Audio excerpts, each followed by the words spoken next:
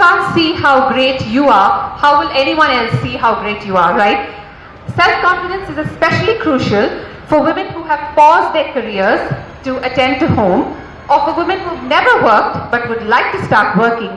And our next speaker specializes in mentoring exactly those women.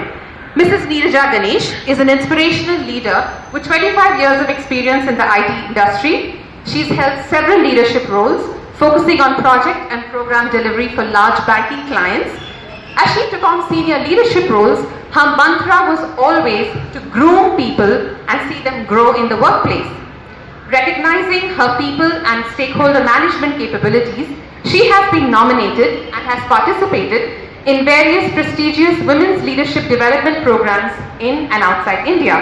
She has a special interest in helping women grow and has been a mentor to many. She has also been a designated career mentor on many mentorship portals. She switched her career when she realized the need to create an impact on the gender diversity quotient in India, and she is now the head of the Jobs for Her Foundation. Please put your hands together for Mrs. Neeraja Ganesh.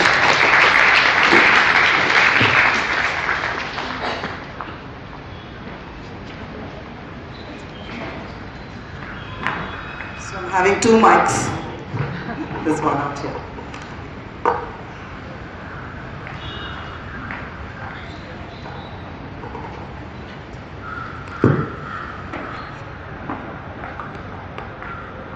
So next week, are you able to hear me? So next week my daughter starts writing her 10th standard board exams. 2 years ago, she took the decision to change from the ICSE syllabus to the Karnataka State Board syllabus. And many parents came to me and asked me, how did she take that decision? And more important, how did you allow her to take that decision? There was one parent who even went on to tell me that I should have sent her to a counselor so that she would have been counseled to stay back in the ICSE board. While I was very happy that my child had so many well-wishers, what made me even more happier was the fact that my child was able to follow the same philosophy that I have had all through my life towards decision making. Live your life based on your priorities. Your life is an outcome of the decisions that you take. Decisions, when they are not taken based on a set of priorities that hold you together, I don't necessarily see them going in the direction that you really want them to. Most of us just follow the crowd, whether it be to choose the course, whether it be to choose the career, whether it be to take the holiday during the summer vacation. My neighbor's going there, why don't I do it?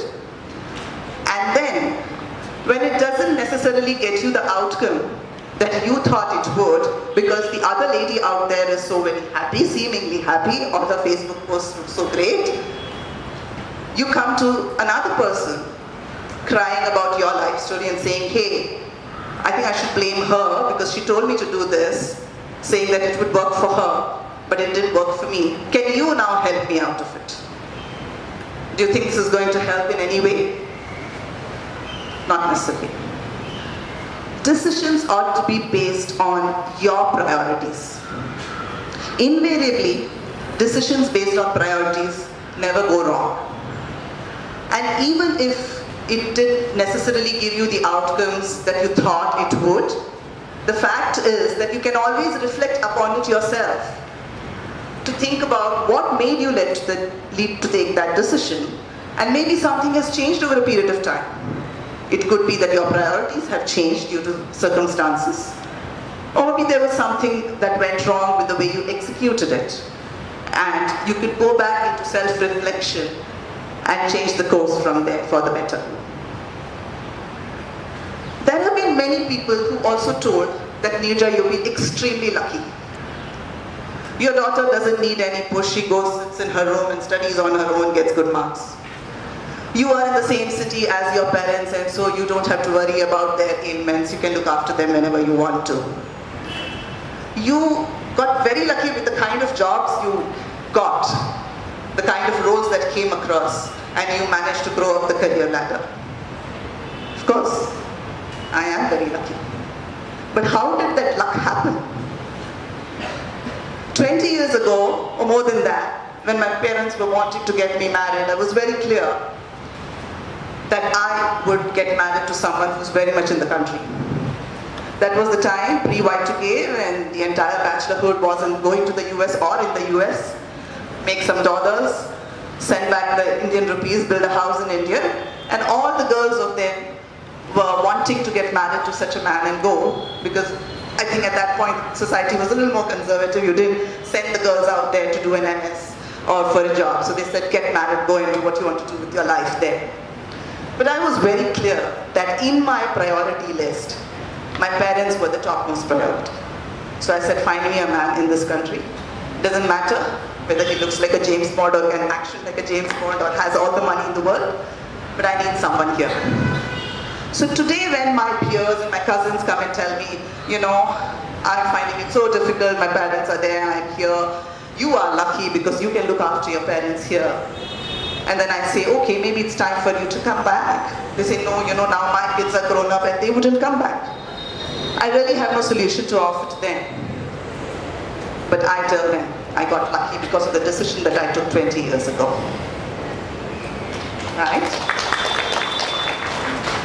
So at this stage, I would just like all of you to take a pen and pencil if you have one, otherwise we all have our mobiles.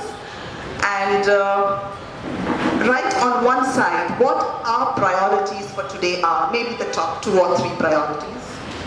And on the other side, write about 2 situations that you are in. One which is pleasant, another which is not so very pleasant. Maybe we give 2 minutes. And writing down your priorities should not take too much of time, because if they are your priorities, they are right here and you just need the amount of time to write it down. So what I would like you to do is write down, say, your top 2 or 3 priorities for yourself today.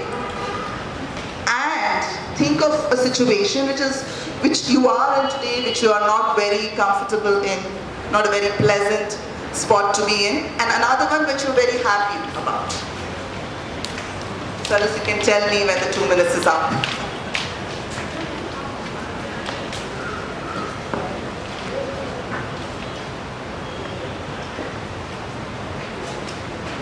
In terms of what are my priorities, and then since you wrote down 2 situations that you are in, one which is good for you and one which is not so good for you, kind of introspect why one went well and one didn't go well, and whether it's really related to the way you took your decisions, whether it was based on your priorities at that point in time, or you just got led into doing something because of peer pressure or whatever else. Yeah, so that's my bit on stimulating people's thoughts. Thank you so much, Neeraja. If anybody would like to ask a question specifically to Neeraja, do remember she heads the jobs for her foundation. She has helped many, many women restart their careers after pauses and help many women, mentor them through working for the first ever time. If there's anybody here who has a question specifically related to that, this is your chance. But of course, you always have a chance later as well. If you'd like to have it be more one-on-one, that's fine too. But if there's anybody, please raise your hand and we'll bring the mic to you.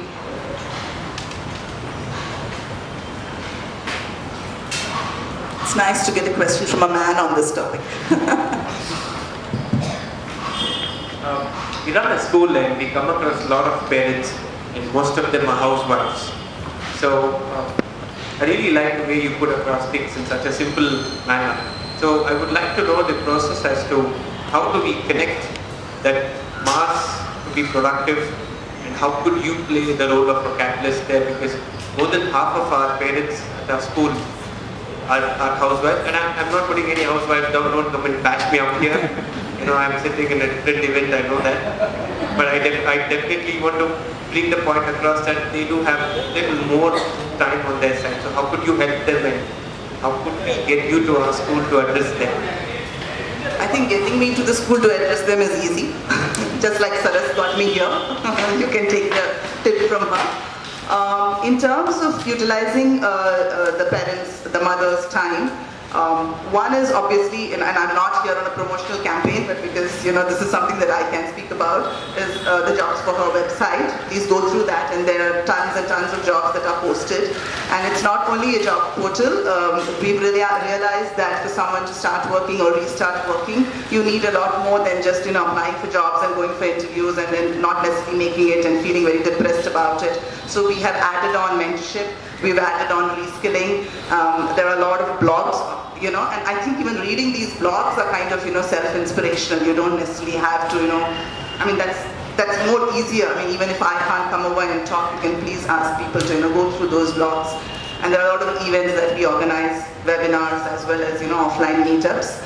And we have also started a foundation recently. So while this is a for-profit arm for the last 3 years, this year we've started a not-for-profit foundation with the sole objective of impacting many more women, and not necessarily women who've taken a break and wanting to return, women in any capacity. So we are hoping to, make that bigger impact. So please do visit our website, and I can give you my email ID and number, and if there's something specific that we can organize for that community, we'll be happy to do that. I'm so happy that you kind of thought about it. Thank you.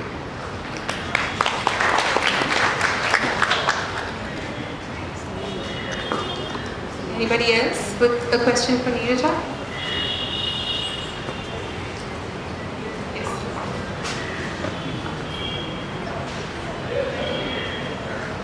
Hi Neeraja. My name is Pankaj. I think we have interaction. So as we did a quick exercise, so my question here is how to, because when you are saying one condition is favorable, another is not, in the more situation. So how to keep a balance? Because as a woman, it's very difficult because you are anyway coming out of a lot of frustration, day-to-day frustration, depression. So how to maintain that balance based on your experience and your personal views? Yeah, so one will always have the good and bad going on, and one needs to kind of take that along. But what I have seen in my experiences is if your decision has always been based on what is it that you want for yourself, what is that priority that you have for yourself, I think most of the situations will turn out to be favorable. You may not see the immediate impact, but over a long run, you can definitely see that it did turn out to be favorable in the way you wanted. And on those items where it has not necessarily turned out to be exactly how you thought it would be, do a little bit of reflection because that will immediately tell you where it went wrong. It could have been just circumstances. You still, went about doing what you wanted to do. For example, you thought that you wanted to be an entrepreneur and you started off something and then something didn't go along in the right way. One has to do some reflection, but again, that thought process, I would suggest, needs to again come back to what my priority is, and hence what should be my decision to come over this and just get lucky to sort out your life.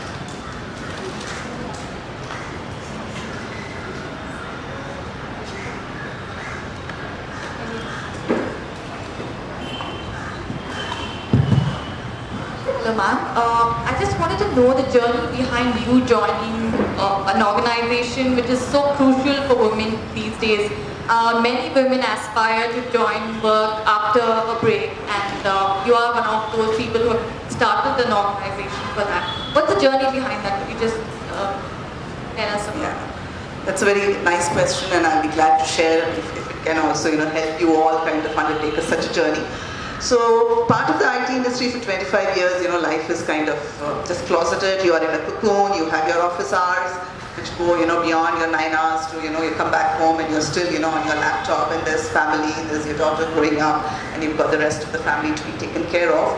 And then you think this is perfect for you, and that is how I was for the first 20 plus years.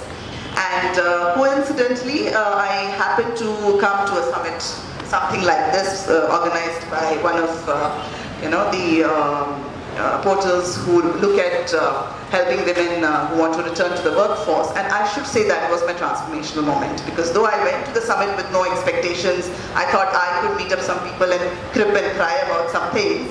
When I heard the women who had come over there and they were talking about their experiences at interviews, and these are women who are well accomplished, They've done tons of work, they've got a lot of experience, they took a break for whatever reason, and now when they want to return, the questions are more targeted towards the career break than necessarily their past experience. And when I heard all of that, it just wrenched my heart, and I said that whatever others could do, I should do what I can in my own small way.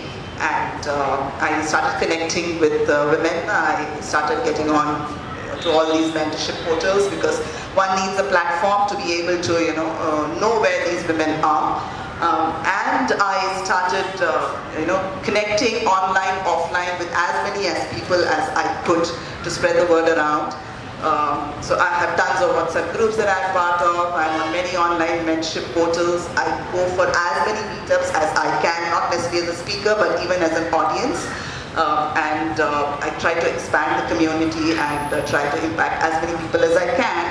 And so last year when I had to quit my job due to personal reasons, like as every woman does, just that in my case I did it after 25 years. Neeraja, who heads jobs for her, she knew about all the passion that I carried, and when she wanted to start the not-for-profit foundation, she offered me a job there, and I said, why not? So that's why I say that, your priorities will always get you where you want to. Also, Neeraja, would you say that also you making sure people know what your passions are and you being able to articulate those to people around you also helped you? Definitely, yes. Definitely. So one is to talk about it, second is to do something about it. Definitely, makes a difference. In the interest of time, I'm going to request that anybody else who has a question for Neeraja, please hold on to it and don't forget it until the very end. And you'll have a chance absolutely to talk to her. And thank you so much, Neeraja.